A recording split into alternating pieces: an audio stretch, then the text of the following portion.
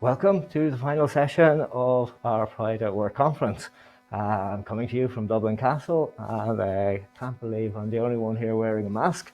And it's also an opportunity for me to show off and give a shameless plug to our Dublin Pride Queer Culture Collaborative Exhibition.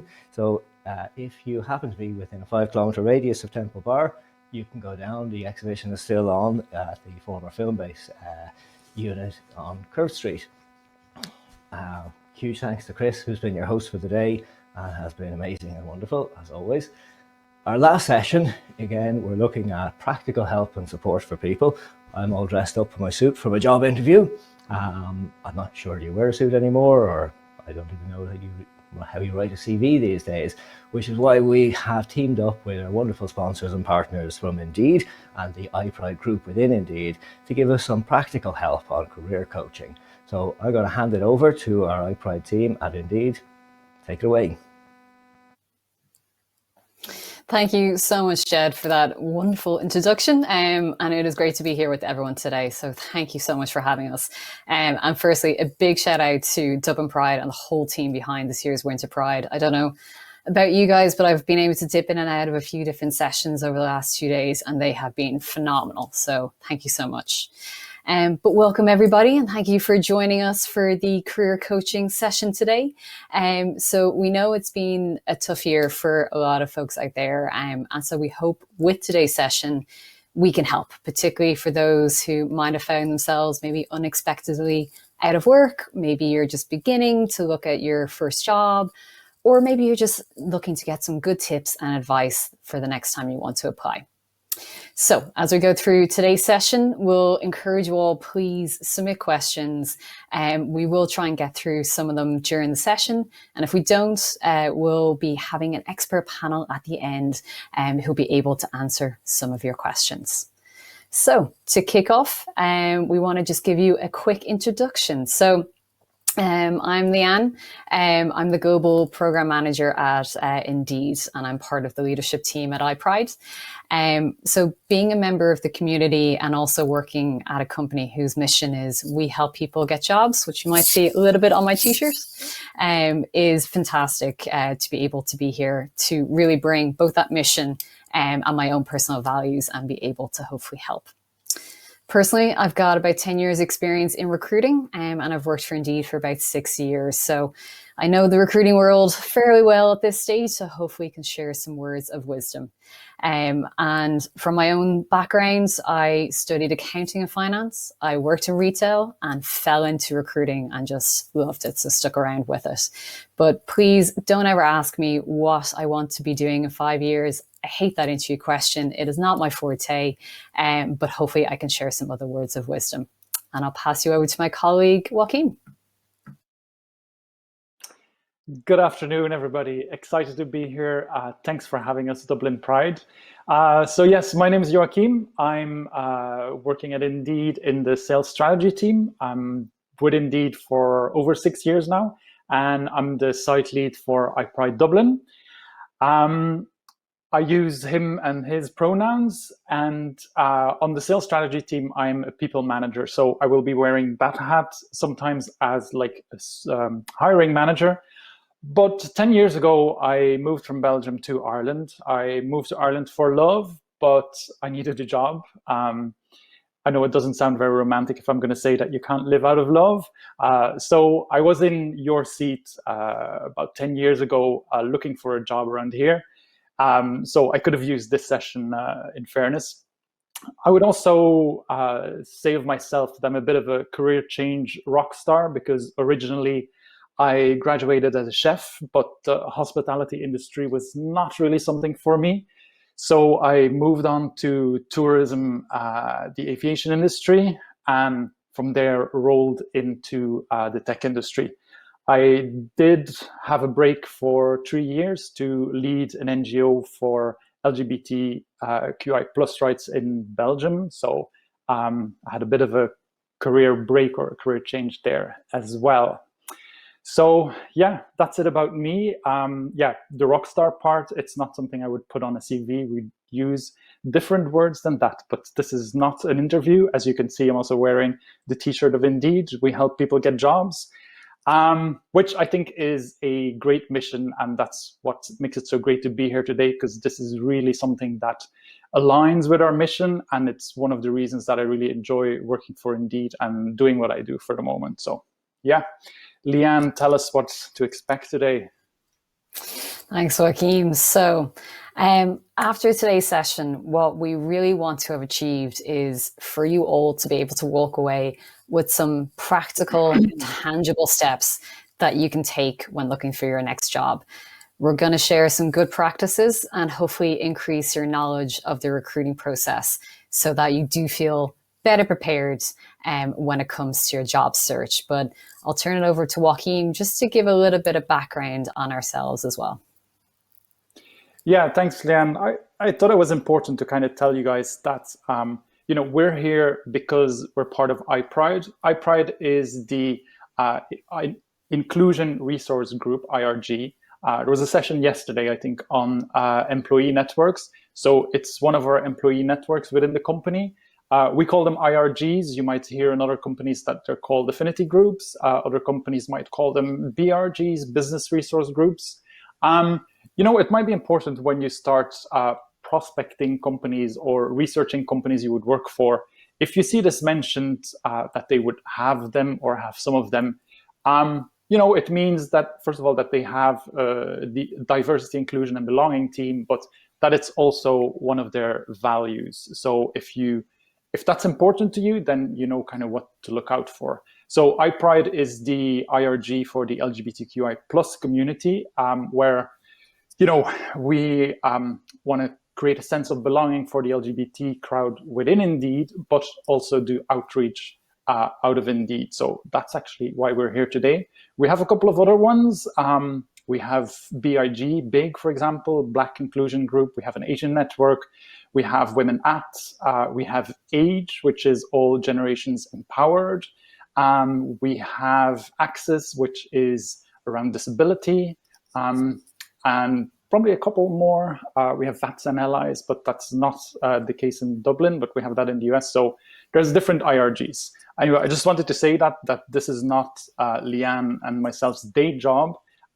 We know we breathe and live this content, but speaking at these type of conferences is not really our day job. So just giving you that. Good background. Yeah, I will agree with that. We're not here to plug Indeed. I can promise you that, folks. So I know some of you have probably attended a number of sessions today. And like I said earlier, there is going to be a lot of information. So what I would highly recommend is if you can maybe take down 1 or 2 main points per section that we go through today. So whether you want to jot them down with a pen and paper, go old school, grab your phone, whatever works, it will be probably the most helpful approach. But we will be able to share out some content, and this is being recorded as well, so will be available afterwards. But for today, we are going to be taking a whistle-stop tour of 6 main sections. So firstly, we're going to give you some insights into how to prepare. So we'll talk about the information that you're going to need, where you're going to find it, and what tools you can leverage before you actually start building out your CV. Next up, once you've got that prep done, we'll dive into the CV itself. So once you know what you want to put in your CV, we'll show you how you can structure it and format it, because we all know that is a very vital piece of paper. And after that is the interview preparation. So we'll go through the different elements of setting you up for success during the interview process. So those first 3 sections will probably take the bulk of about 50 minutes to an hour. And then we'll spend the last 30 minutes with the Q&A. So we have 2 fellow Indeedians who are experts in their area going to be joining us. So like I said earlier, don't be shy, pop in your questions. If we don't get to them during this presentation, we will hopefully get to them then during the panel. But to kick us off, we have a quick video here that we're going to share. Okay, Mark, My name is Jared Barnes, and this is the resume that got me my job with the Los Angeles Rams. When I logged on to Indeed and would read a job description, there were times where I was terrified. It can be really, really hard to express yourself on a sheet of paper. Everything from the design, the language, the color, the setup of a resume is simply a reflection of you. I had a lot of people proofread my resume. I had not only family members, colleagues, but also other professionals in the space. Me applying for the Rams is very much a team environment. I was an entrepreneur who had been a CEO applying now for a team role. I wanted to use language that showed, hey, I can play a role in this team. Some advice on how to simplify your resume, potentially starting with an action verb: increase, led, managed, oversaw, whatever it may be, getting to the root of what it is you're trying to articulate, being able to be effective and concise in that. If you think about it, that recruiter, whoever's sourcing your resume, they're probably not going to look at it longer than 8 to 10 seconds. So how can you get across the most important information in the shortest amount of time? That, I think, is kind of one unwritten rule or secret about the application process.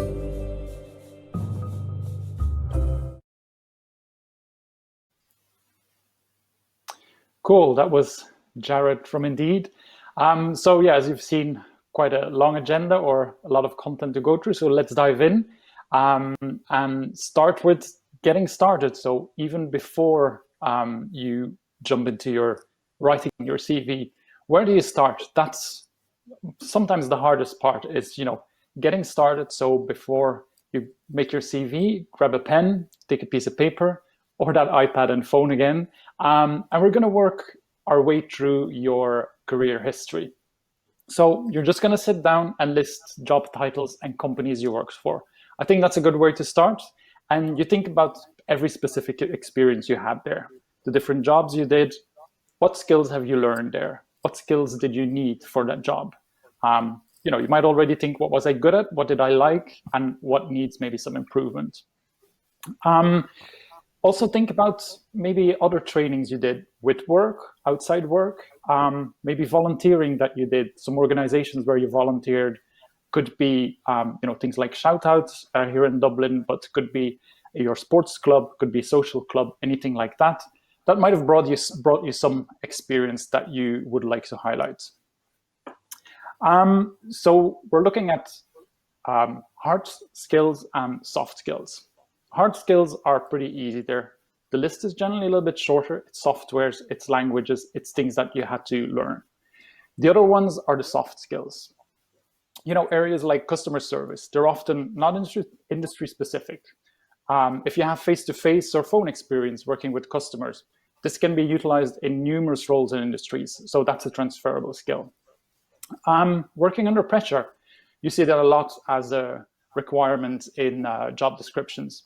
You've worked in a very busy environment. It could be a coffee shop, it could be a bar.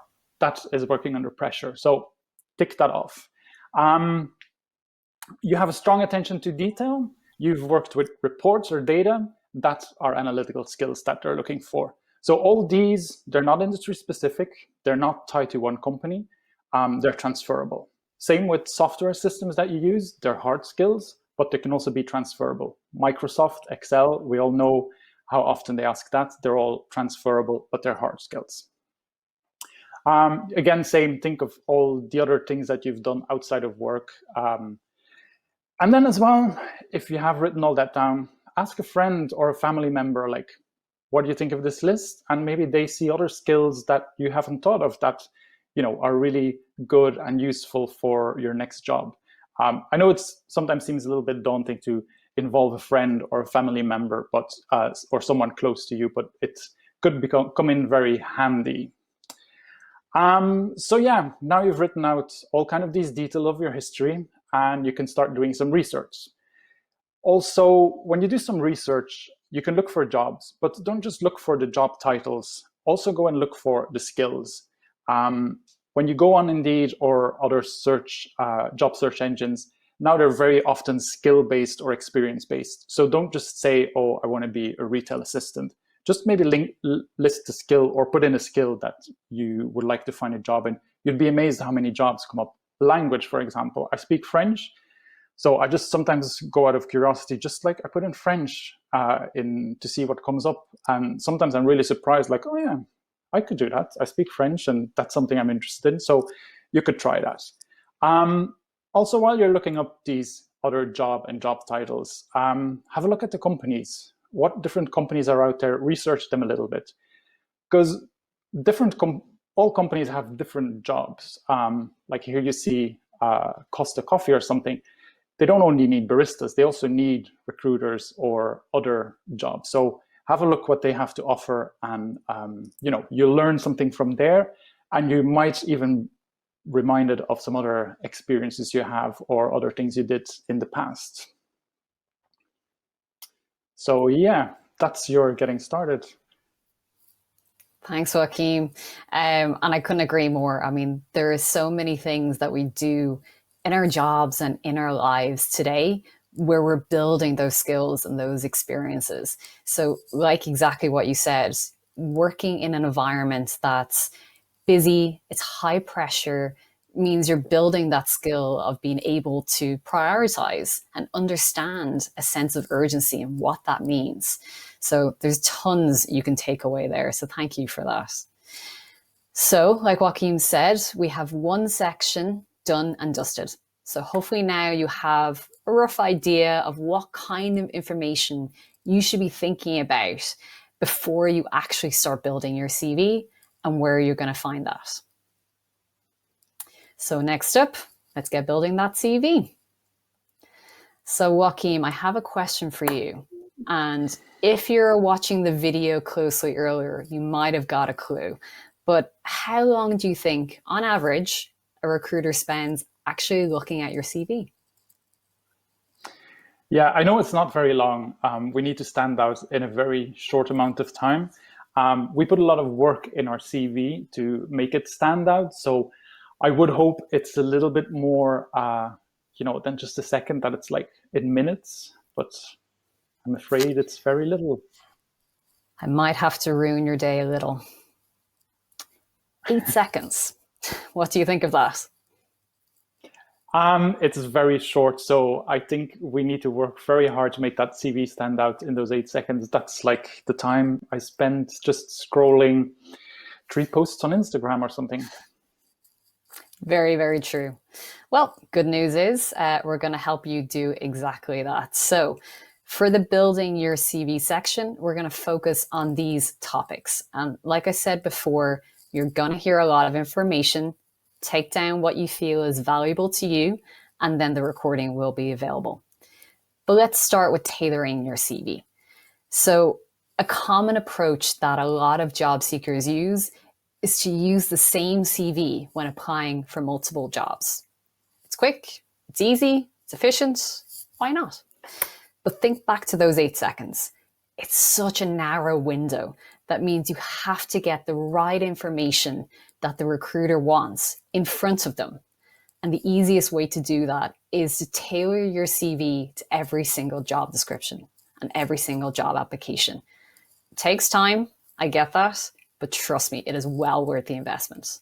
So how do you do it?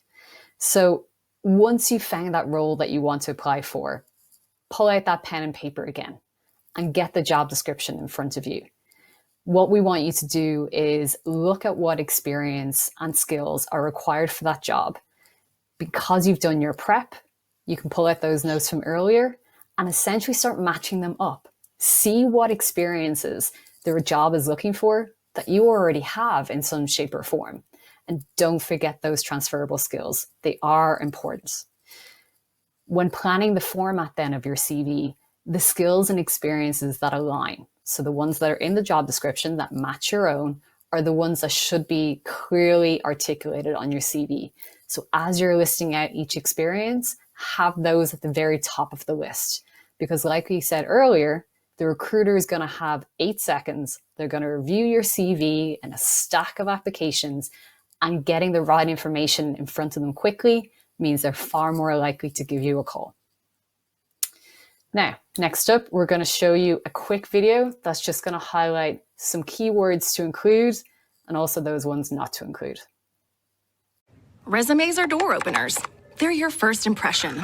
Good news is you also get the first word. The bottom line is that there are words to include and words to avoid. With my thought leadership and core competency on this topic, you'll be able to think outside of the box and really move the needle. Trust me, I'm a hard worker and it's all in my wheelhouse. Now, if what I just said sounded off, you're not wrong. Half of the words I used are actually ones to avoid on your resume. Don't remember which ones? Those are no-nos. No business lingo, no givens, and nothing too general. Now, I'll show you the words you want to include. Strong action verbs that speak to your value at past jobs. To convey your communication skills, use words like collaborated, conveyed, instructed, performed.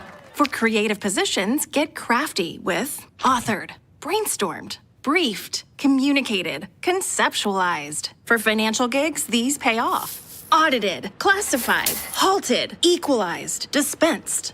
For sales, these words sound marketable. Captured, conserved, converted, earned, generated. Lastly, for all those tech positions, get technical with words like advanced, architected, automated, coded, deployed. Well, I think that's everything. Remember that the smallest moves are sometimes the smartest. Like and subscribe for more tips.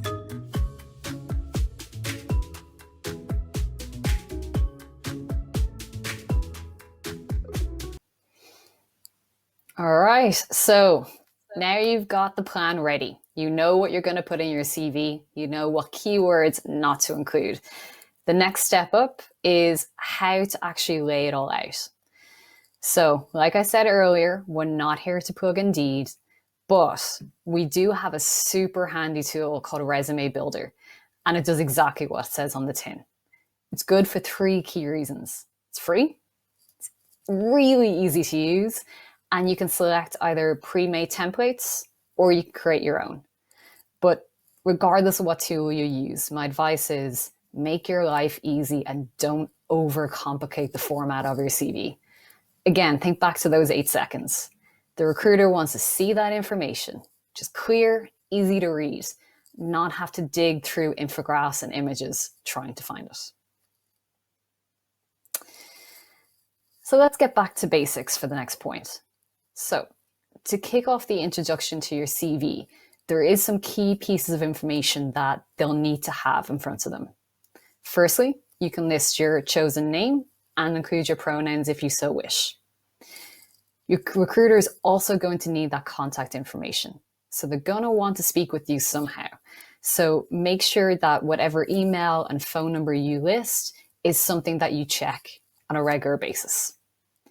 And then lastly, a short and sweet introduction can be really useful as well. It gives you an opportunity to summarize and really sell your experience and skills straight away. In this example, you can see on the screen, we have Mary, and Mary has 2 years experience in customer service and sales. But in this introduction, Mary actually does a great job of highlighting that she understands the importance of providing a great customer experience, which we know is important to any business. And she also knows what it means to work to targets and work as part of a team. So she really can show a little bit more beyond what her job titles reflect. And lastly, a question recruiters often get is whether or not a candidate should include a photo of their CV. In my own personal opinion, it's your choice, but keep in mind that including a photo may tap into an unconscious bias, whether with the recruiter or the hiring manager. And I stress that that is an unconscious bias rather than conscious. So generally, I'd give guidance not to include the photo. So Joaquin, any tips on how you've approached that introduction in the past?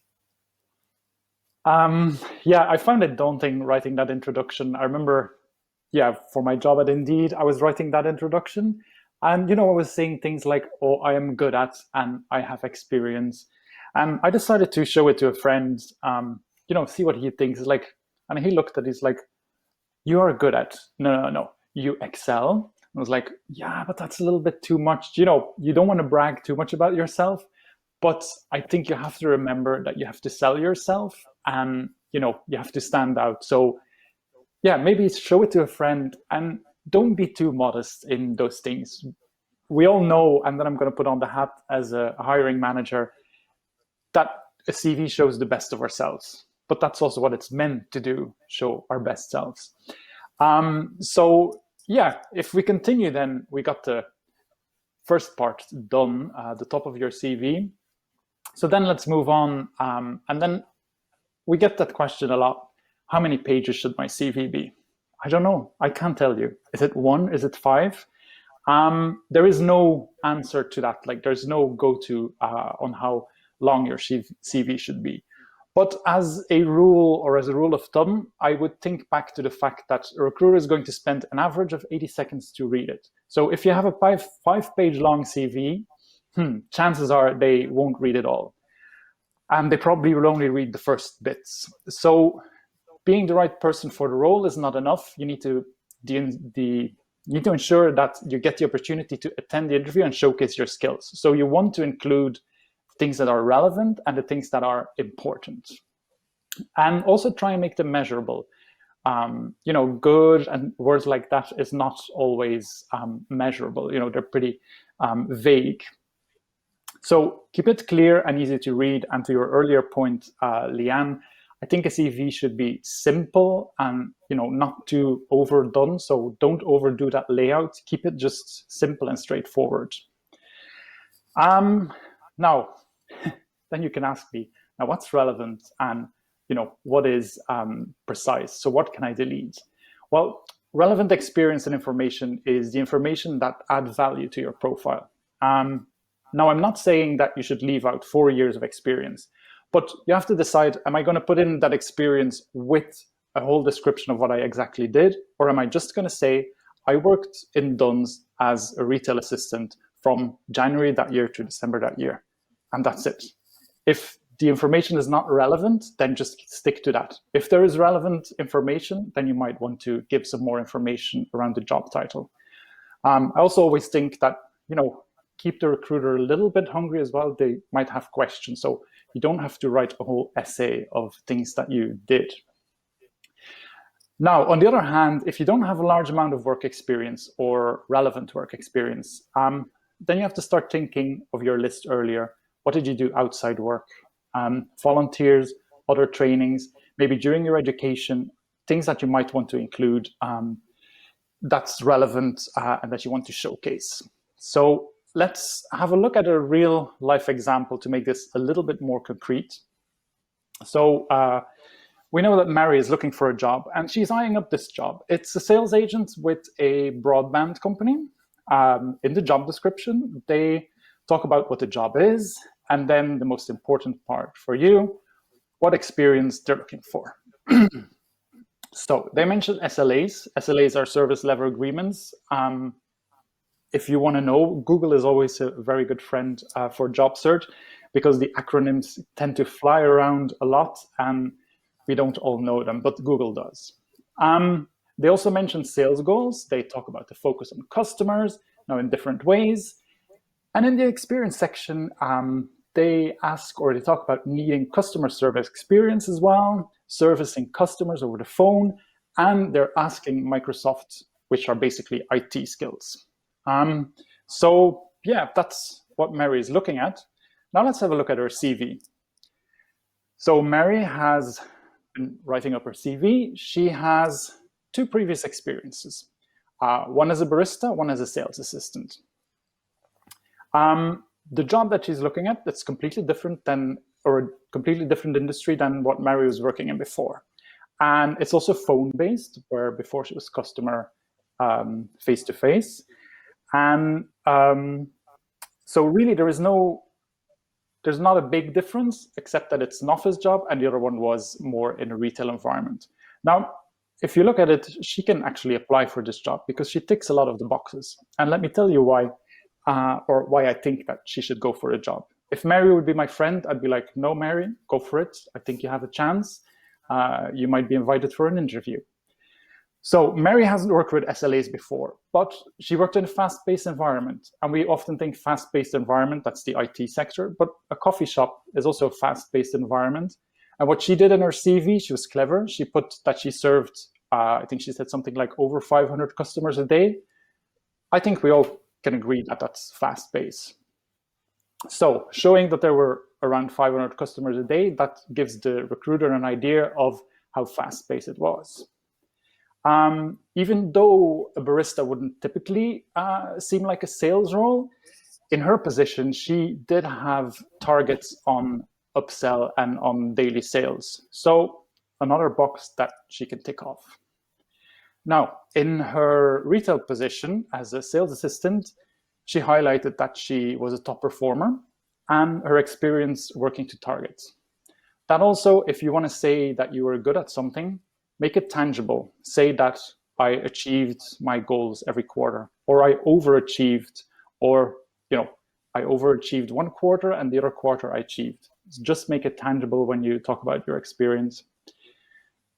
So no problem there. Targets also ticked. Now, the job that Mary is applying for, they're also looking for people that are IT literate. And she doesn't have that. In her other experience, she doesn't have that. But what Mary has done is that she's done a web design course or a website design course. If you put that in as an extra, that covers the IT skills. If you can do that, then we all know then that Microsoft tools will be easy to learn as well. So, so as we mentioned, even though experience in retail and hospitality may not seem to be directly linked to the role that Mary wants to apply for, there are elements in both the roles that are transferable. That's again those transferable skills. I'm going to give you some more ideas, but I'm going to leave it to a little video and she'll explain, or they'll explain you a little bit more. Skills. Clearly, this isn't one of mine. But we all have skills that employers want. In particular, they want employees who have the right mix of soft skills and hard skills. Hard skills are technical knowledge or training gained through any life experience in your career or education. For example, if you've worked in food service or retail, you might know how to use a point-of-sale system. O si estudiaste algún otro idioma, podrías hablarlo perfectamente. Soft skills, on the other hand, are abilities that can be applied in any job. Think people skills or social skills. These are skills like leadership, lunchtime, problem solving, and organization. Still not sure what skills to list? Here are 10 of the most common. Remember, employers pay special attention to the skills on your resume. Well, I think that's everything. Remember that the smallest moves are sometimes the smartest. Like and subscribe for more tips.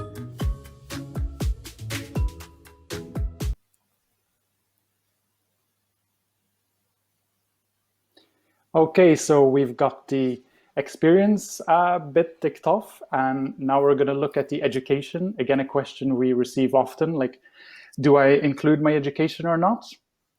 I'd say you do. You should, including your education, but where will you put it? Will you put it first, or will you put it on the bottom? Now, that's a little bit up to you. If you look at the job description and they're asking for a specific education or a specific degree that you have, then I would put it at the top. If they don't, if there's no mention of a specific education or specific degree, I would just put them at the bottom. It all depends a little bit, like what's more relevant or not. If your education is very relevant, put it at the top. If you're looking for position as a journalist and you've done journalism, you see it kind of matches. I would put the education first. Then how far back do you go? As a hiring manager, I generally am not that interested in the primary school you went to. If you have a lot of experience, like if you have worked a couple of years, then I wouldn't worry too much about the secondary school either. If you have further education, but don't put too much on the education. You don't need to go back all the way. And then the other areas that are also worth mentioning, hobbies and interests. It's a tricky one sometimes. Do you include them or not? I would say include them if they're relevant again. It's all about being relevant, and it's all about standing out. So I'll give you an example. When I was hiring for junior sales team, where we're looking for experience, but something like 1 or 2 years, which is not a lot to go by. And it's a pretty competitive environment where they were working in, but also a team environment because they would be split up by country. So in my case, it was for the UK. And when then I see things like, playing rugby and, being part of rugby tournaments, then I'm like, that's a team player, bit of competition. That kind of makes you stand out a little bit more. I would say refrain from including things like, I like music, or, I love traveling. It's not so relevant. And if you add it, be a little bit more specific. Be specific about type of literature it might be relevant. Maybe certain destinations or certain cultures that interest you if you're into travel. But expand a little bit on it when it comes to those interests. Generally, I'd say don't go overboard there. It definitely shouldn't be the bulk of your CV. It should be a small subtitle. So yeah, that's, I think the CV covered off mostly. So that makes us almost halfway through today's presentation.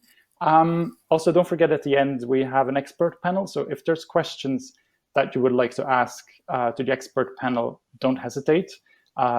They also know a lot and they have a lot of insight. So it might be worth asking those burning questions that you have.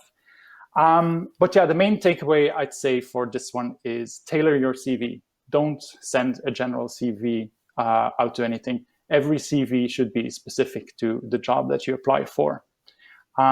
So yeah, that's it for this part. Leanne, I don't know if there's any questions or if any takeaways from you, Leanne? I think there's so many takeaways for me. And I think like what you mentioned there earlier about, there may not be a hard rule on how many pages your CV or resume should be. But as you said, really a recruiter is not going to spend, 20 minutes digging through 10, 11 pages. So trying to keep it short and sweet with the key things that are relevant, I think is really good advice. So thank you for that. All right. So now hopefully everyone has got their CV in great shape. You've hit that apply button and you've gotten an invite to move forward in the recruiting process. So we know interviews can be daunting. They can be nerve-wracking experiences. So the key, and you'll see this as a trend throughout our presentation, is preparation. So if you spent the time preparing and you have a good idea then of what topics might come up during the interviews, it'll make you feel a lot more confident and comfortable about what you want to say and also how you want to say it. So feeling prepared will eliminate some of those butterflies before you dial in to that Zoom interview. So during this particular section of our presentation, we're going to take some key points. So we'll talk about what a recruiting process actually looks like. So if it's your first time maybe for applying for a job, this could be quite useful. We'll talk about those questions that no one is ever quite sure how to answer. And Joaquim's got some words of wisdom there. We'll hopefully help share some tips and get you ready for online interviews, because we know it's a virtual world these days. And then we'll talk about how to actually prepare for the interview itself. So let's kick off with the recruiting process. So a standard process is generally broken out into these 4 sections. Obviously, first is your application. So you've applied with your revamped CV.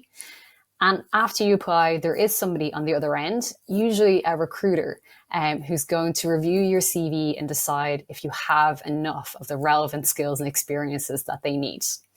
If it's a smaller company, it might be a HR manager or it might be the hiring manager themselves who actually reviews your CV. So once you've done that, and if you meet the requirements to move forward, next up is typically a phone screen. And again, usually with the recruiter. But I do want to call out that if you're applying through a recruiting agency, often you'll actually speak with the agency first. So they'll want to make sure that they're forwarding your CV for the right jobs. A standard recruiting screen is typically about 30 minutes. Again, it's going to depend on the actual job itself. But during that screen, the recruiter will usually want to expand on your CV. So they'll deep dive into your own skills and experiences. So this is your chance. This is a great opportunity to really sell the experience and skills you have and really expand on what you've put in front of them. During the call, the recruiter will usually give you a bit more insight into the role, into the company, and hopefully they'll also give you some time to answer any questions. So do use that time valuably if you do have questions. And again, Joaquim has some tips on what to ask later on. After the screens, the recruiter will usually compile what's called a shortlist. So this means they're going to review every candidate that they've spoken with and decide who the strongest candidates are that they want to progress with. Usually a hiring manager will then review those CVs and confirm who they want to bring into the interview process. Depending on the role, some companies might introduce an assessment at this point before the interview. That could be for a language assessment, maybe, if there's an additional language required, or for tech and engineering roles, there can be technical tests. But the recruiter will give you more information about those if they're part of your process. So with the interviews themselves, the recruiter, again, should advise on things like how many rounds there are going to be and if they're going to take place online. But do always ask the question if you're not quite sure.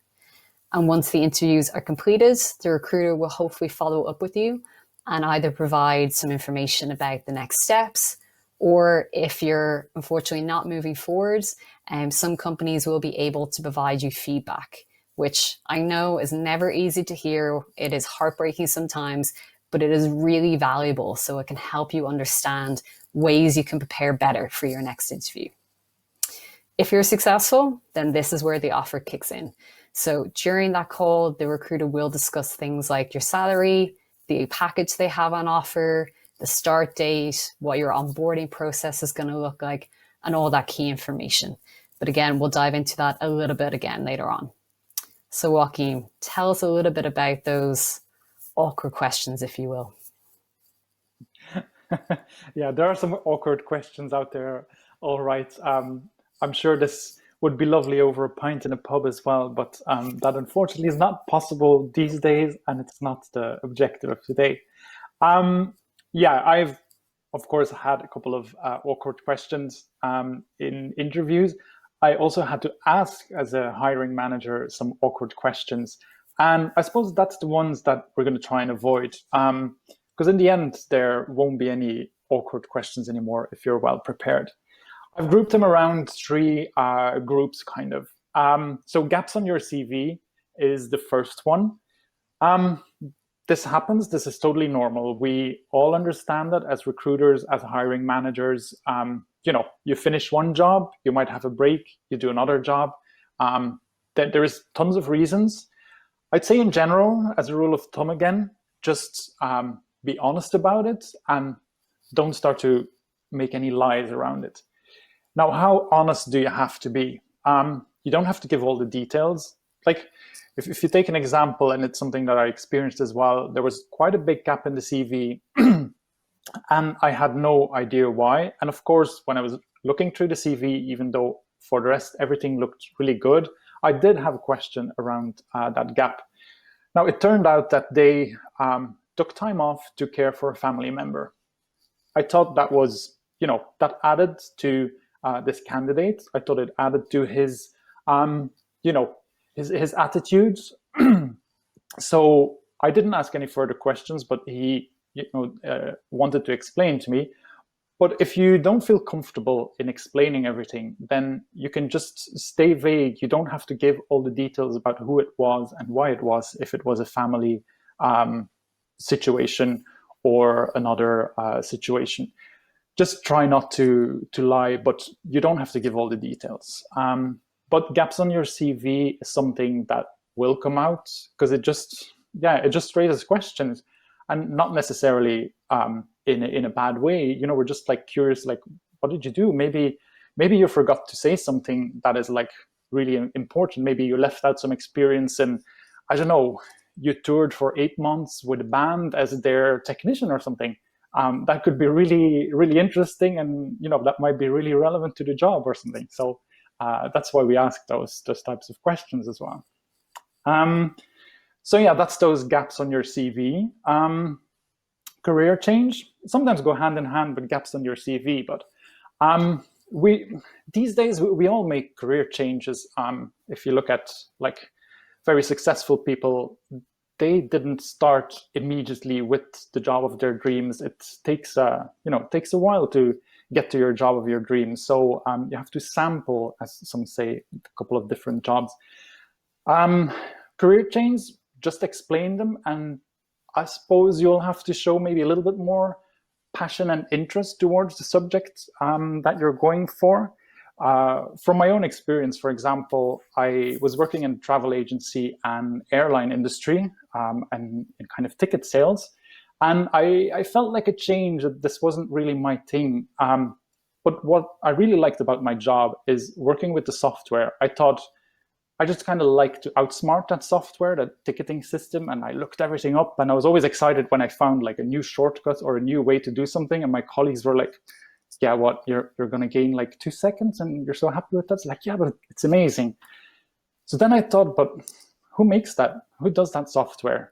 So I looked that up, and so on and so on. So in the interview, I mentioned, what I did before and what I was particularly interested in that job, and that happened to be the software and all these kind of things. So I got a job as a trainer for that software company because I'm not technical at all. So I couldn't like go in as a programmer or something, but a trainer job was something that I really liked. So, in that sense, you can kind of do career changes, but you will have to maybe show a little bit extra interest and do a little bit more research if it's a career change that you're doing.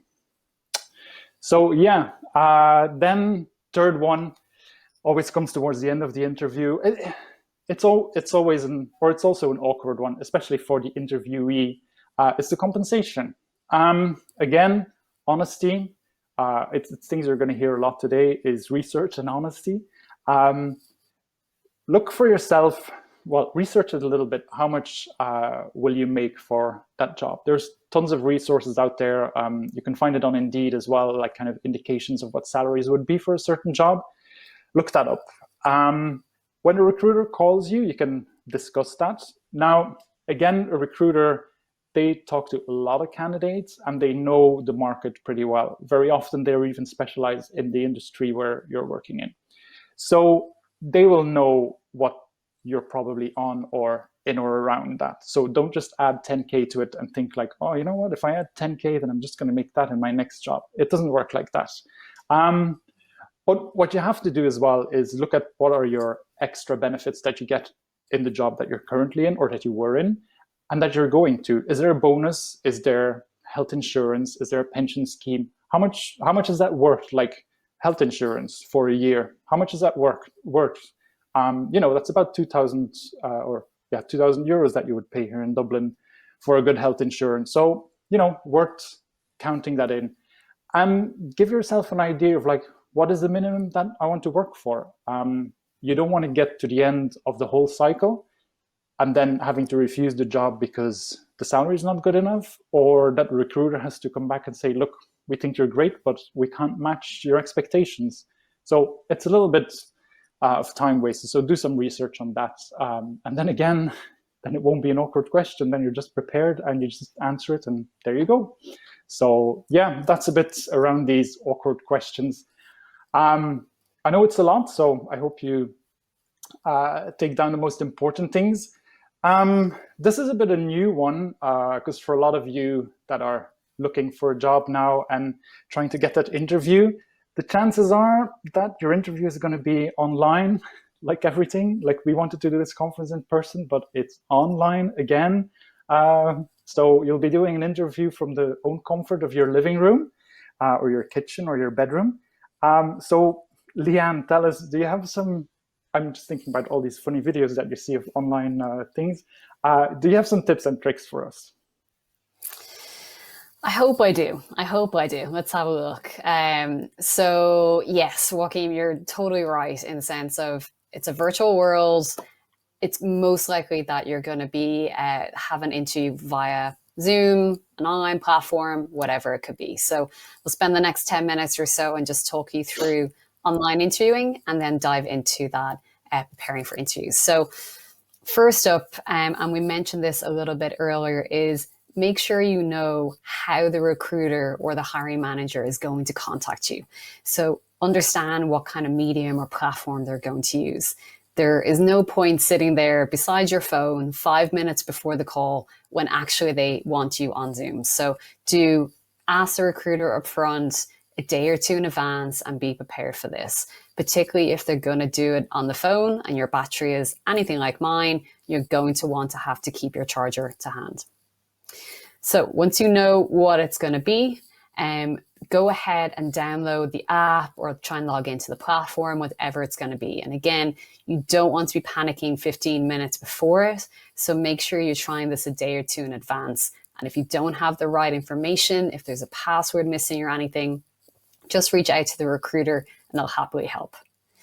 Once you've logged in, test it out. Line up a housemate, a friend, a family member, whoever it is, and check the connection. Because if, again, your Wi-Fi is anything like mine, it is perfect at 10 o'clock in the evening. But when everyone in my house is on a Zoom call, it's a little bit different. So you're going to want to test it out. You also want to check that your webcam is up and running right.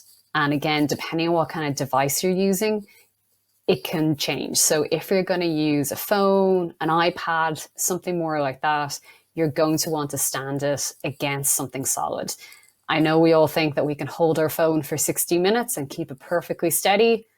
It can get painful. So do have it leaning against something, because the last thing you're going to want is for your hand to drop and suddenly all the hiring manager can see is your chin. Next up is your room setup. And like Joaquin said, this is something that, we're going to be doing for a while. So being in an environment that is comfortable for you is so important. So find a comfortable chair, comfortable spot in your house, because you're going to be here for 30 or 60 minutes. And make sure there's plenty of light, because what we want is for the hiring manager or the recruiter to be focused on you and not have too many distractions going on in the background. Also, if you've got other people in your home, try and cut some sort of deal so that no one actually comes into the room for those few minutes, if you can. It just helps eliminate any distractions. So even if the interviewer can't see them, you're going to see them. And last up, have some notes beside you. That's not a big deal. You can have some bullet points, jot it down just in case your mind goes blank. What I would say is reading from them directly to the interviewer is a no-go, but having something to glance at is totally fine. And make sure you've got plenty of liquids beside you, because again, you might not anticipate it, but talking for 60 minutes is going to have an impact. So you're going to want plenty of water around. So now that we've got you set up for that online interview, let's dive into some of those tangible ways that you can get prepared. But first up, we're going to show you a quick video from one of our job seekers. This is how I prepared for my interview to get my job at Squarespace. What better way to apply for a job at a website company than to make an actual website? So I made a one-page website about myself. Once I got the hang of it, I could speak to the product in the interview and actually show them kind of a bit about me, my personality, and my work experience with a website. So of course I researched the company itself, I researched the folks that I'd be interviewing with. I had a friend actually guide me through a fake interview where we just pulled questions from the internet that we thought might come up, which kind of helped me get the scaries out. Before I went into the interview, I did a boxer move, listened to really energetic music and psyched myself up, self-affirmations like, you got this, so that I could really walk in feeling energized. One thing that I took into consideration is just sort of how I present myself, my posture, my confidence. I wanted to make sure I wasn't, slouching and being too casual, although the hiring manager did tell me it was a very casual environment. I wanted to make sure that I demonstrated to him that I was confident and poised and ready for the role.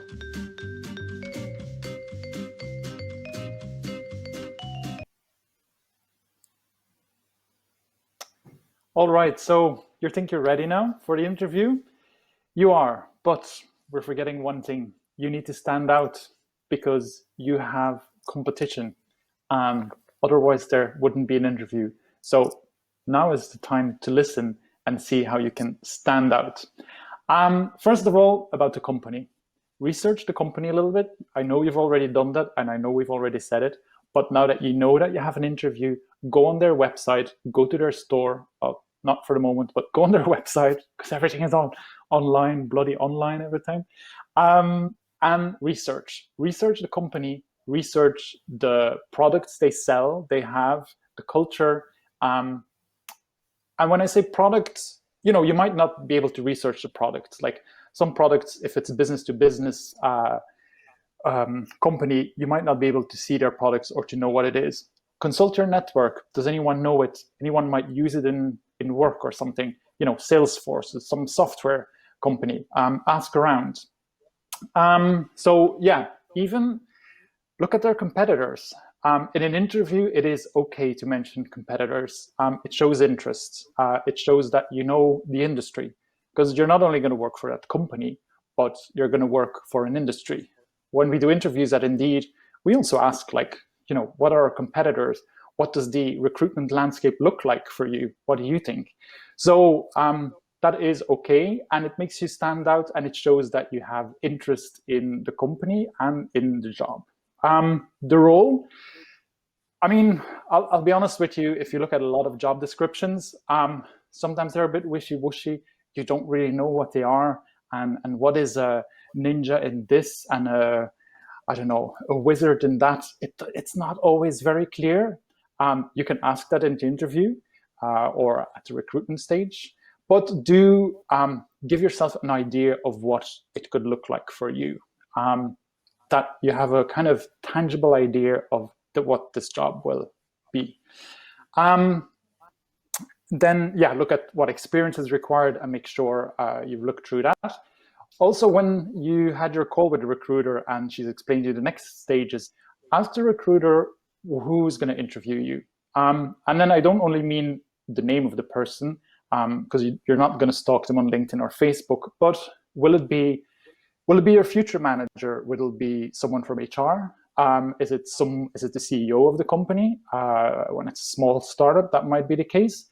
But you just kind of want to know who in the company it is, because if you're doing an interview and when you're hired, that person is going to be your boss, you're going to be maybe a little bit different than when this is an HR manager or another recruiter or a colleague. So try and get that information from the recruiter. So that's a couple of tips to stand out. Now, Leanne, we have to show that we're motivated. How can I do that apart from showing up for the interview? It's always a good start, though. Yeah, so I suppose the easiest way to think about this is if you're a hiring manager, you're going to want to hire somebody who shows that they really want the job, that they're interested, that they're going to work hard, that they want to learn. This is just a really key indication for you, especially if you're going to meet multiple candidates. You're going to want somebody who really wants the job. So again, like Joachim said, go back and do your research. Understand things like the company culture. Have a look at reviews, see what their employees are saying. Check out even current employees. They could be in, great jobs, but they might have progressed their career at that company, which means there could be good opportunities for you there as well. If it's due to a career change that you're applying, again, this is a great chance to show why you're willing to take the risk and change career paths.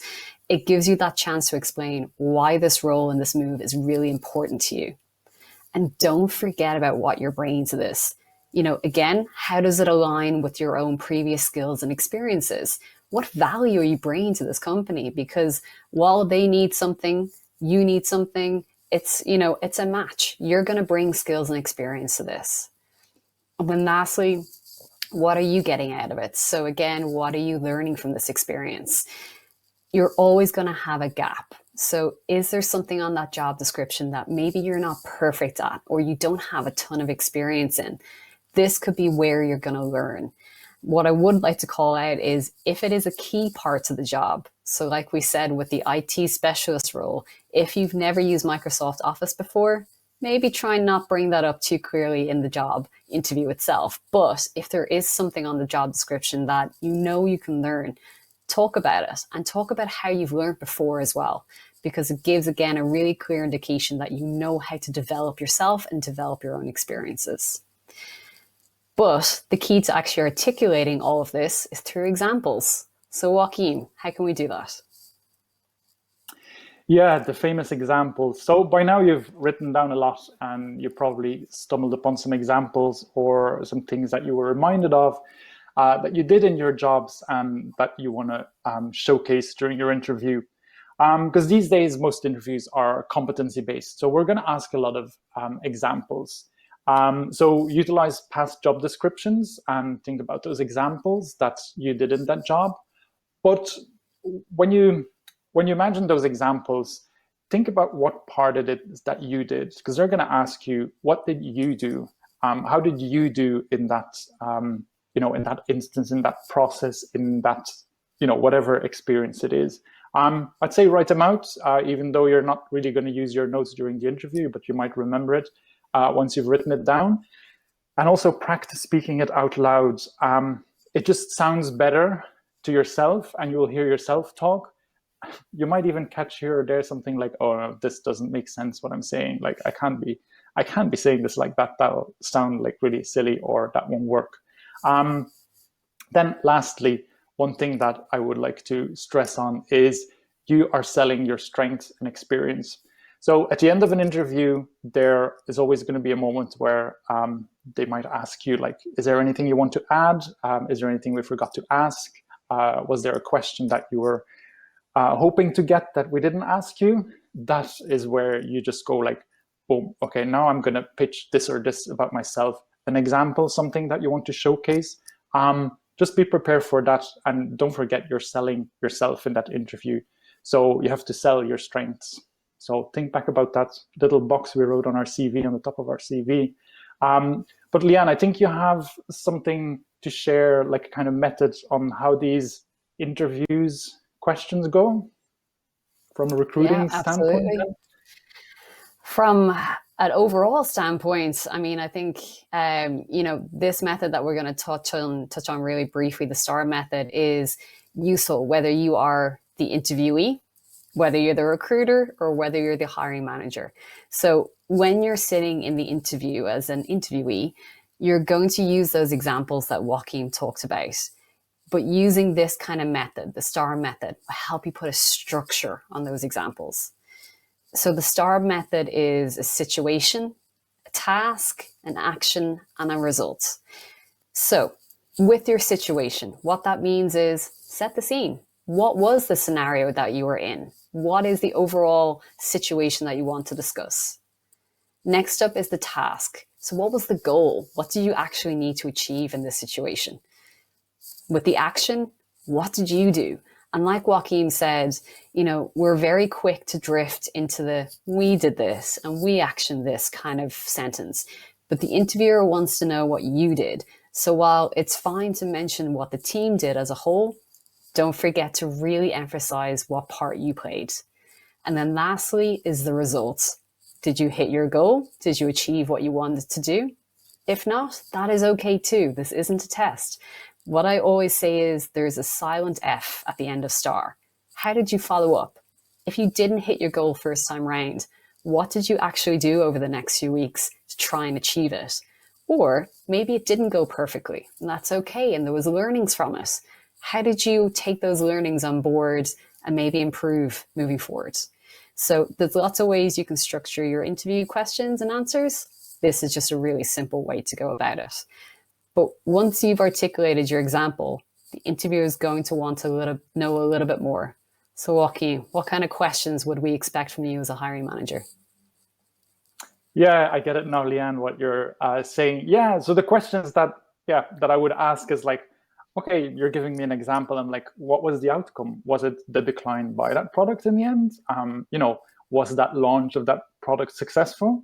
And then I'll ask like, so why did you do it that way? Like, why didn't you use this or that or things like that? Tell me more about it. I would say don't go too much into detail when you explain an example, because they'll ask the question, tell me more about it. If they're really interested, or if they're like, sometimes I remember as a hiring manager, I'm like, oh, wow, we had a project like this a while ago, and we're actually looking into it, doing that. I'm like, tell me more. And maybe I'm even going to use it for, in my own job, like, you know what, in the other company, they did it that way. So tell me more. What exactly was your part? I said it earlier.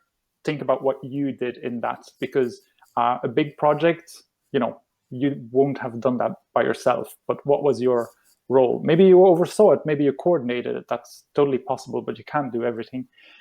And then the kind of a bit of a feedback part is like, so in the end, what did you think you could have done better? What would you have changed? What was maybe not so good? We're not perfect, and everybody understands that. So they'll ask, like, what would you change next time that you do it? They'll often ask as well, like, sorry, what do you mean? So don't use too much like specific lingo or acronyms that they use in work. I know they throw around acronyms these days, but try to keep it understandable, so that maybe talk to your friend or your sister to say, like, do you understand what I'm saying? Like, see if you can explain it to them, if it makes sense. But yeah, so that's some of those questions from the STAR method that I ask. So Leanne, back to you. Thanks, Joachim. So one of the last things we'll touch on is development areas or areas of improvement. I know it's a question a lot of people hate getting, so hopefully this will help. So we know some maybe old school managers might refer to it as a weakness, even though we know it's not actually a weakness. But what I will say is there isn't a person on this planet who doesn't have an area that they can develop on in their job. There is always something we can learn on, we can improve, we can do better. Or maybe it's a case of, what gap do you have today to bridge between your current job and the job you want? So maybe there's a promotional opportunity that you have your eye on. If you're asked this question again, think back to that job description. What areas did you not tick off? What were your gaps? These are your areas of development. So to be able to articulate this, again, like I said, hopefully it's not the main requirement of the job, because that could be a bit of an uphill battle. But if there is something smaller on the CV or on the job description that you don't have, be honest about it. Set expectations up front. And when talking about your skills, it is great to frame it in a way that you really are self-aware, so you can show that you need to develop on something. And like we said before, highlighting how you've developed in the past will give the hiring manager confidence that you can do it again. But I can never say it enough. You're never going to tick every single box on the job description. Don't let that stop you applying. It's only an application. Let's see how it goes. And think about what you can bring to the table, because you're adding value to that role and to that company. So come with that positive mindset will always help.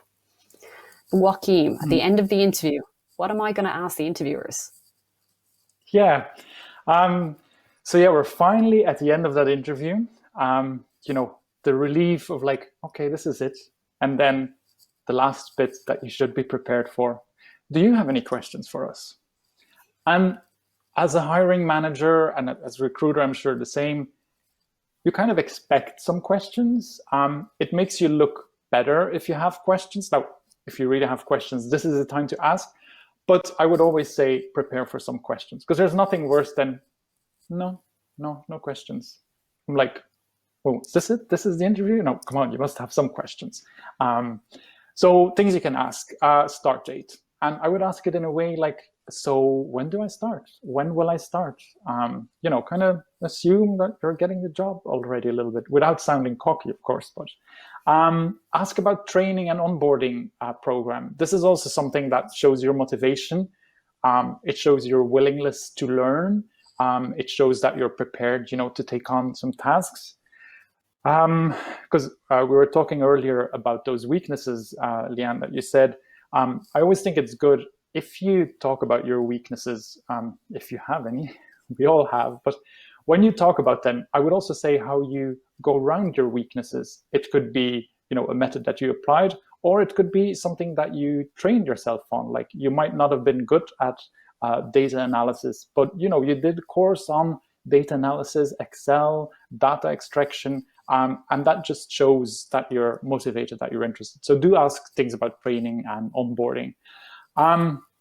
Again, these days, we hate it, but COVID is still around. On-site, remote working from home, what are the conditions these days? How does it work in that company? Also, you can ask about working hours and flexibility. I'd say be a little bit careful here, because you don't want to give the impression that, so on Friday, what time can I clock out and, finish early? Like, that's not the purpose, but you can ask about like what's expected working hours. A last one I would say, and that's kind of one that I like as well when they ask that, is when they ask about the team. Who's on the team? How many people are there in the team? At Indeed, it's often like, is there multiple markets on the team, like, or are we just working for Ireland or for the UK? And how many managers are there? It gives you a kind of idea, and again, it shows that interest in the company. And often a hiring manager is very happy to talk about that, because we're all very proud of our teams and we really like our team. So that's something that gets us talking. But yeah, once that is done, then you can kind of relax. So I don't know, Leanne, could you summarize this in like one sentence for the interview prep, or one thing that you'd say, like, if there's only one thing I can remember, what should it be? Oh, you set me up so well, Joachim. So the last thing I'll say as part of this session is an interview is not a test. Please don't have flashbacks of your leaving cert and having panic attacks about this. An interview really is an opportunity for you to walk in and tell the hiring manager why you're the best person for this job.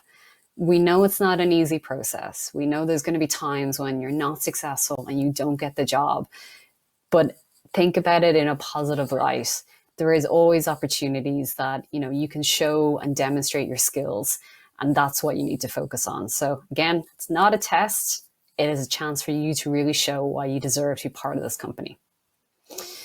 So like I said at the beginning of this, we are going to share out some resources. So there is a number of different methods that you'll be able to find the recordings. So they'll be on the community section until Saturday, and they'll be on the website after that. And we'll hopefully be able to share some things out with everyone next week as well.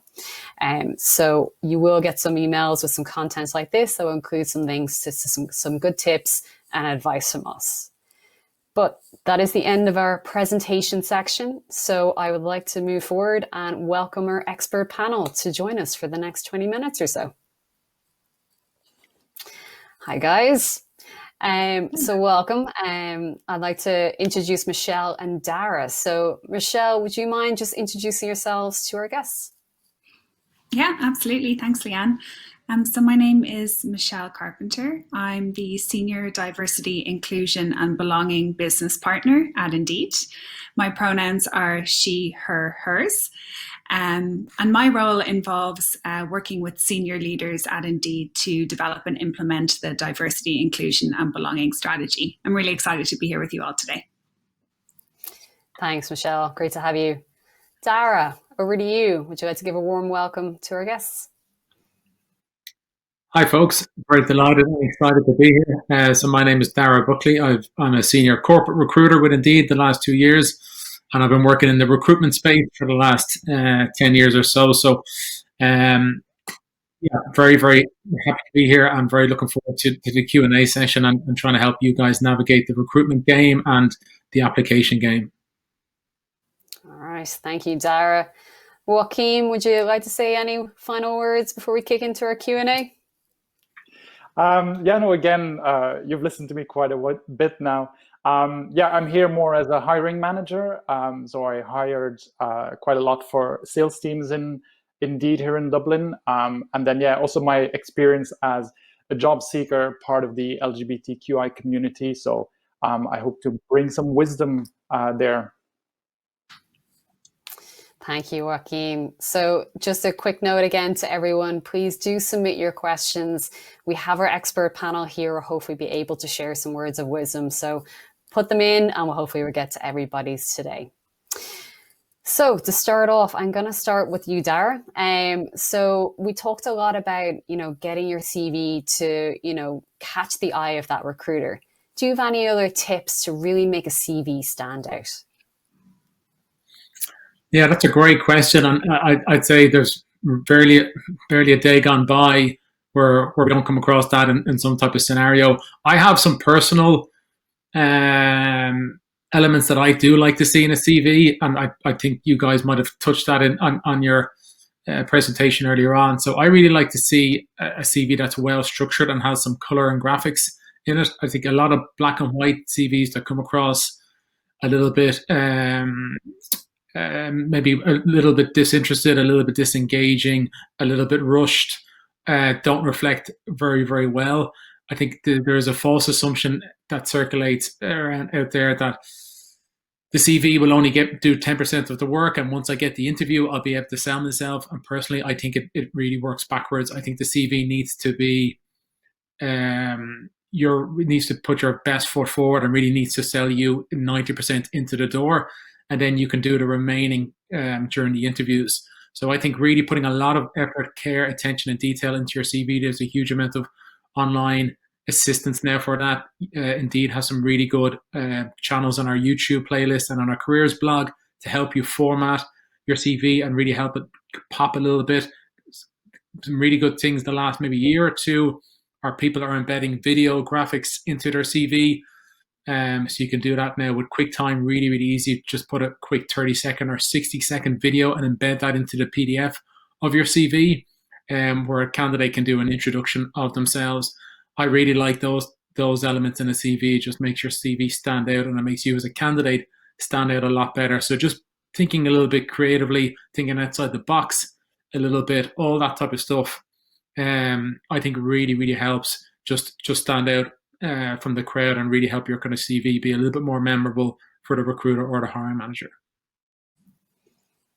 Some good advice, Dara. So we want the right information in there, but make it pop. Personalize it, customize it. And as you said, there is tons of resources out there that we can easily leverage. So it makes that job a little bit easier. Great advice. Thank you, Tara. Michelle, I'm going to move over to you. So we talked a lot today about doing your research on companies, because we all want to apply for a company where we really do see ourselves and we feel like, we might belong there. But have you got any advice how we can actually tell if a company is inclusive? Yeah, so I think, companies that are doing a really good job in the inclusion space are talking about it. So I think it's really important as a job seeker to do your research, to have a look on the company website, check for any external facing policies or any company pages that they have with regards to inclusion and what they're doing. I also really wouldn't be afraid to check the company's social media and check their company reviews, because you tend to find a lot of commentary on different things when you do a bit of research in that way. And I also think it's really important to use your networks, particularly in Ireland, a small country here. So you probably know someone who knows someone who knows someone who worked at that company. So, have a chat with people and find out what their experience was. And lastly, I would say, when you're in the interview, never, ever, ever be afraid to actually ask the recruiter or the hiring manager what the culture is like. If they have a strong culture of inclusion, the recruiter and the hiring manager should be skilled in speaking about that, and speaking about the employee experience and the overall strategy. So I think, feel really empowered to ask those questions, because, they should have the answers for you. Fantastic. Thank you, Michelle. And I do think sometimes we almost forget how lucky we are to be in a company like Indeed that is, so inclusive and so welcoming. But there is so many companies out there now who have such a focus on their culture, and they know how important it is to have a diverse workforce. So they really put a lot of emphasis on it. So some great tips on uncovering where they are. Joachim, I'm going to move over to you. So as, a member of the community like myself, sometimes it can be tricky about making that decision. Do you come out in the workplace? Do you talk about, maybe your relationship status, anything like that? So have you got any advice, maybe from your own experience, how you've handled that in the past? Yeah, it's, it's a bit personal. Coming out or talking about your relationship status is a personal issue. So I think before you go to the interview, you have to ask yourself, what am I willing to reveal of myself? What's important to me? As well, think about people that are not member of the community. We don't discuss always our relationship status or our, sexual orientation or gender expression necessarily in an interview. So you don't have to do it. Like, I sometimes feel that because we're part of a minority group, we kind of have to say it. You don't have to. And I think the easiest way that I find it, I'm comfortable to a certain level. I wouldn't really talk about my relationship status in an interview, but I have no problem talking about my sexual orientation, but I wouldn't kind of put too much attention on it. So I would kind of, drop it in there when you can. But definitely what I wouldn't advise is to kind of start lying or, using pronouns to kind of hide it, because that is not a route that I would go down to. If you then you're hired and then you have to reverse that. So I think, again, honesty and what you're comfortable with yourself. Some people are just more introverted and we don't really talk about private stuff, and that's okay. It's not because you're LGBT or any other minority that you have to reveal that immediately. Yes, completely agree. And we know that, it's a very challenging thing for anyone. If you are, not ready to come out, then there's absolutely no rush. And we know about 60% of people who identify in the LGBTQ plus community are not out in work. So again, I think it goes back as well to Michelle's point, if you feel comfortable, it's an inclusive environment, it can often make it a little bit easy. But to your point, Joaquim, it's very much a personal choice. There is no expectation that you need to. But I think you said it right there, and that if you feel comfortable, there's no harm dropping it in. So, Dara, exactly. I'm going to pass back over to you. So I know many job seekers out there feel like it is a never-ending search, that they're applying for so many roles. They're, getting their CV out there. They're applying for multiple jobs every week, and they're never getting a call from the recruiter. What can they do to help change this? That's a great question, and that's a tricky one, because I can't help but think back to when I first left college and I put my CV out. I did a degree in financial management and marketing, and put my CV out to all sorts of weird and wonderful marketing roles, and wondered why I never got any call back. And I think I was, like most recent graduates, under the assumption that, okay, I've got my marketing degree now, the world is my oyster, and I'm going to have so many amazing job opportunities, I'll be spoiled for choice. And I never got calls for weeks, or calls or interviews for weeks. And I think it's quite a tricky one. And my honest and most direct advice would be to make sure that you're applying for roles that you realistically think you have a shot in landing. And understand that role exactly. When I was 2021 applying for marketing roles, I was applying for every different marketing role available: marketing manager, marketing directors, marketing strategic operations, when really I should have been applying for graduate roles or marketing assistant positions, for example. So make sure that you are applying for roles that are relevant to your background, relevant to the years of experience coming in, and roles that are realistic to where you can get your foot in the door, learn some phenomenal systems and processes in a good company, ideally, and try and grow from there. Trying to apply for every single role under the sun is only going to, unfortunately, leave you a little bit more frustrated. So really try and tailor your CV to the role specifically. I think, Leanne, you talked about that in the presentation there.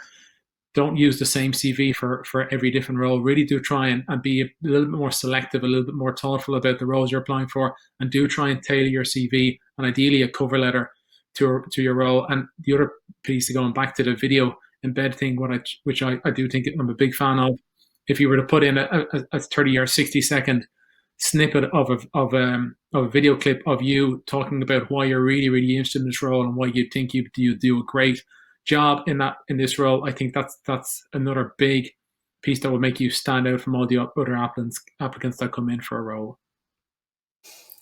Great advice there, Dara. Thank you for that. Michelle, I've got one for you. So what do you think would be the best way to address, negative attitudes or homophobia within the workplace? Yeah, it's a great question. Look, I think it really does depend on the context and the circumstances.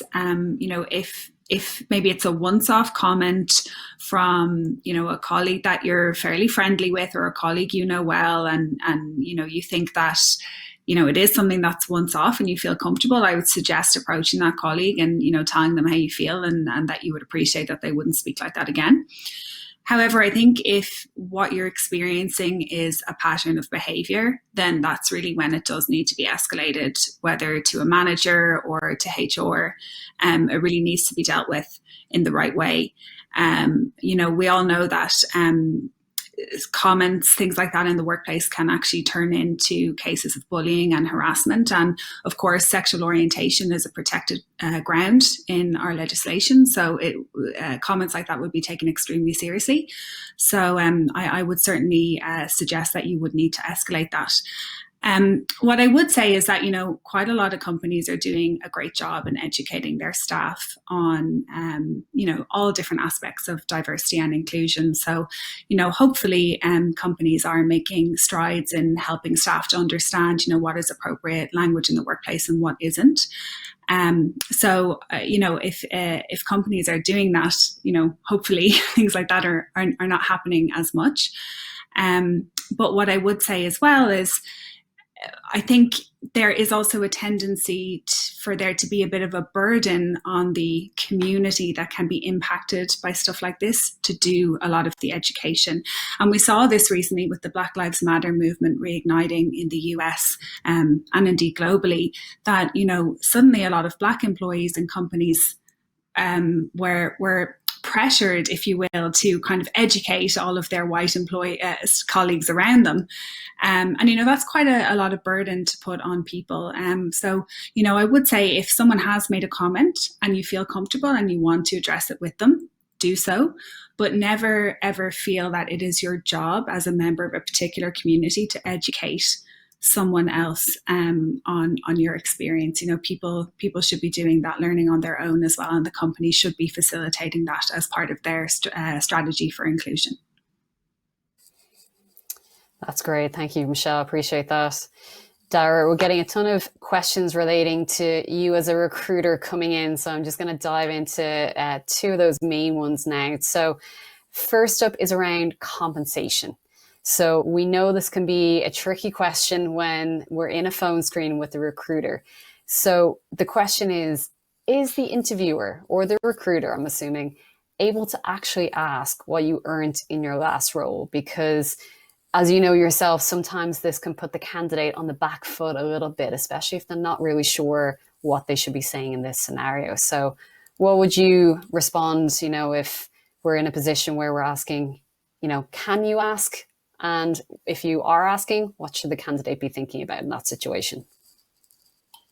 Yeah, I think that's a great question. I think to keep it simple, the recruiter is there's no guidance that the recruiter can't ask what your expectations are. Typically, if they're asking what you're currently earning or what you're earning in a previous role, there's a little bit of a gray area around that. For example, you're not allowed to do that in the US. It's a little bit more lenient here in Europe. But typically, if they're asking your expectations, that is perfectly fine. And I would encourage people to be completely transparent about that, because at the end of the day, that will help the candidate and it will help the recruiter navigate you through the interview process and to an offer you're going to be excited about, which is essentially what the recruiter's job is. The hiring manager typically shouldn't be asking about salary details. 99% of the time, hiring managers wouldn't. The only rule of thumb where that may be an exception is if it is in a small company or a startup company where the hiring manager would typically get involved in the salary and the hiring a little bit more often. They may probably ask a candidate directly what your expectations are. But typically in companies bigger than maybe 20, 30 people, it's more the recruitment team and the HR team that would cover all the salary conversations. It's great information. Thank you, Dara. And it probably ties a little bit back into as well, knowing how you're going to approach that question about the expectations. So like Joaquim had said during our session earlier, doing a bit of research, understanding what kind of salaries actually apply to different jobs as well, might just put you on a good front as well when you're coming up against that. I've got one more for you, Dara. I'm not going to let you go just yet. So I've seen this in friends going through job interviews as well. I think it can come up quite a lot. But our question in today is, how do you respond when, you're being told that you have too much experience for a job? particularly if it's maybe not the first time that you've seen it? Yeah, that's a really interesting question, and that's a funny one. I would typically, if I was the candidate on the other side of the table on that one, I would typically feel encouraged to ask the company, or ask the recruiter for a little bit more in-depth detail. So if they're saying I'm too experienced or I'm too senior for a role, which is perfectly fine to say, I would just like to know, is that role specific? Is that to do with my application for this particular role? Just try and dig a little bit more detail, because there could be, maybe, off the top of my head, there could be 5 or 6 other completely legitimately fine reasons for my experience is coming in a little bit too senior for the role, and it's completely, perfectly within reason for a company to say that. So I would empower the candidate just to maybe dig a little bit deeper and ask the recruiter or the hiring manager just for a little bit more feedback. Is if my CV or my experience is coming in a little bit senior, that's absolutely fine. But just a bit more information as to why and how, and is there more roles in the future that my experience would be more adequate for, and are those roles coming down the line anytime soon? I'd always try and get dig that little bit more information if you can from the recruitment team, just to give you a better guidance going forward.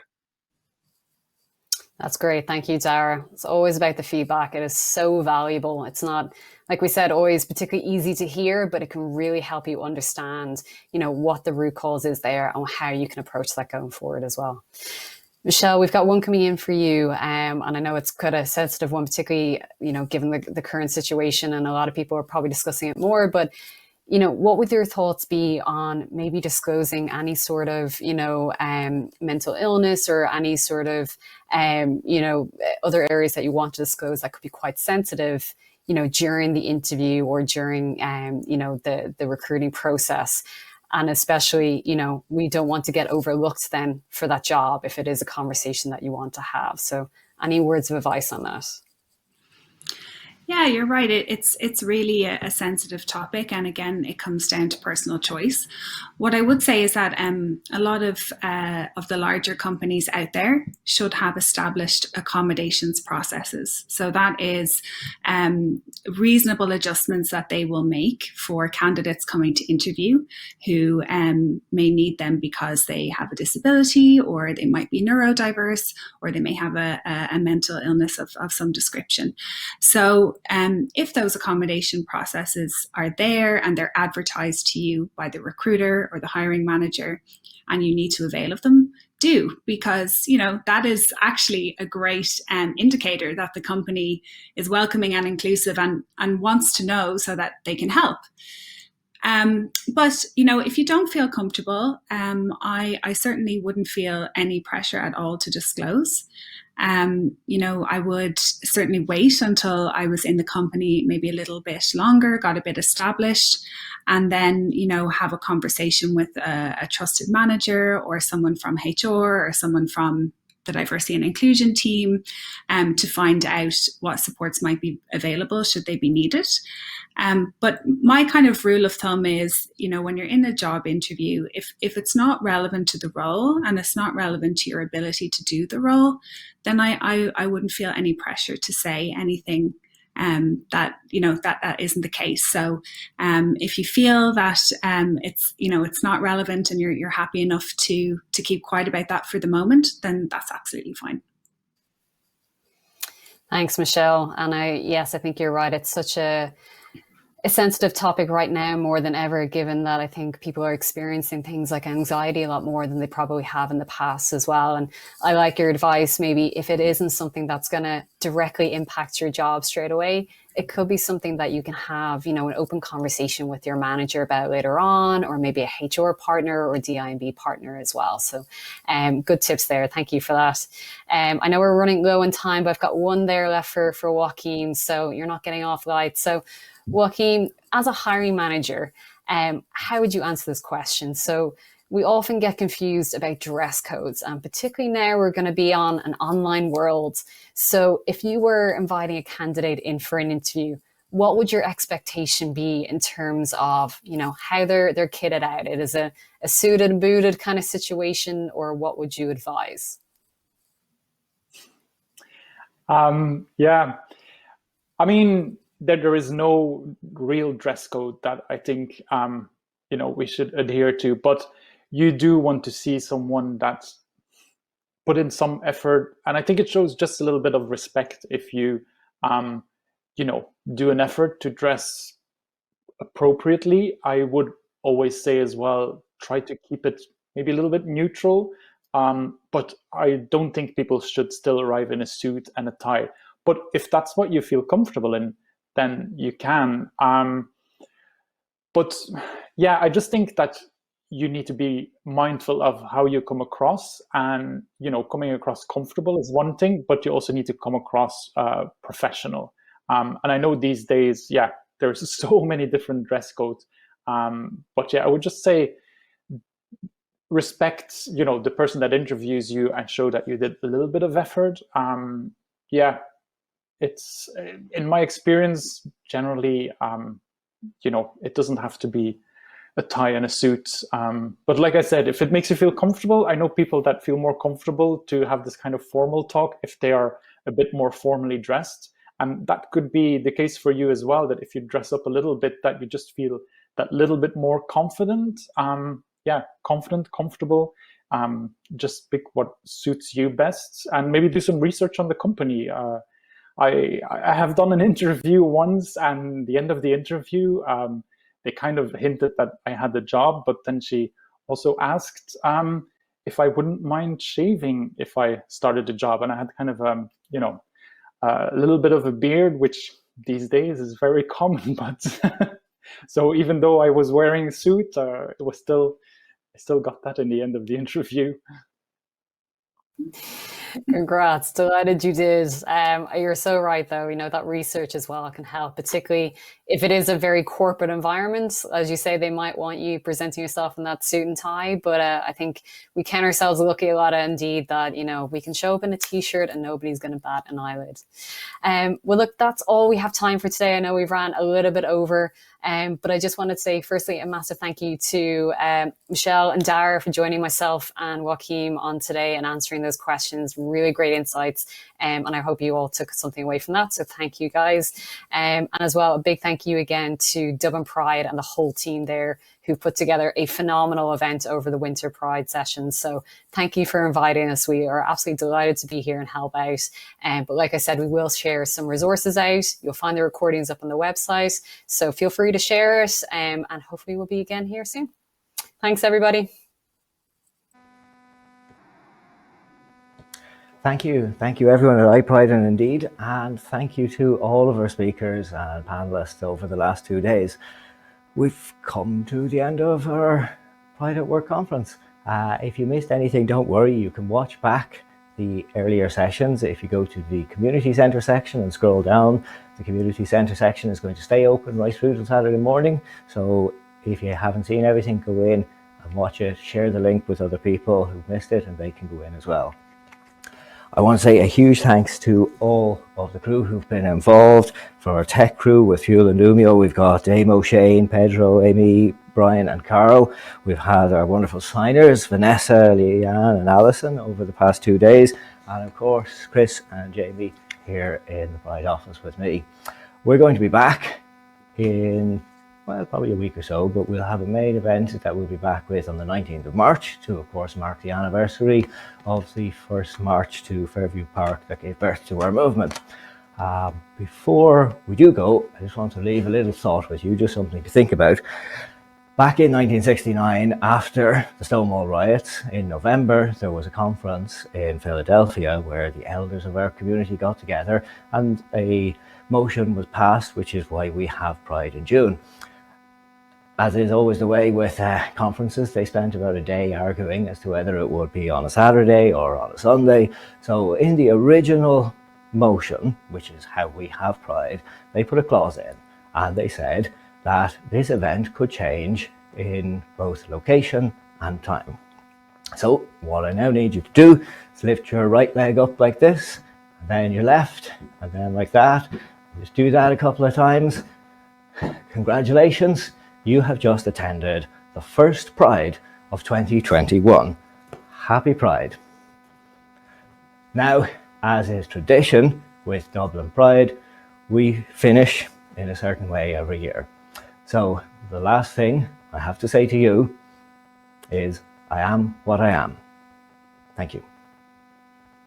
I am what I am. I am my own special creation. So come take a look.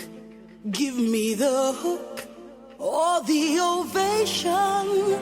It's my world and I wanna have a little pride in my world, and it's not a place I have to hide in. Life's not worth a damn till you can say, I am what I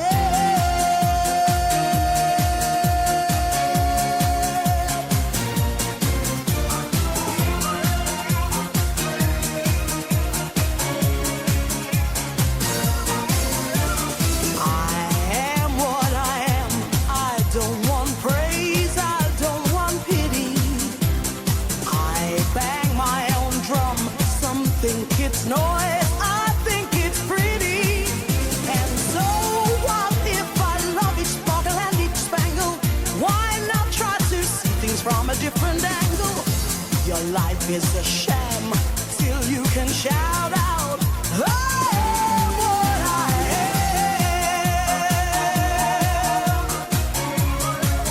I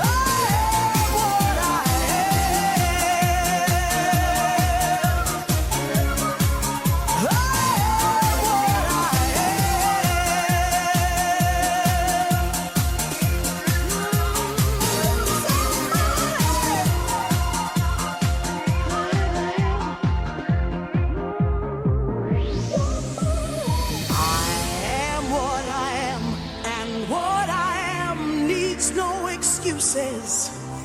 I deal my own deck, sometimes the ace, sometimes the deuces. It's one life and there's no return and no deposit. One life, so it's time to open up your closet. Life's not worth a damn till you can shout out, hey!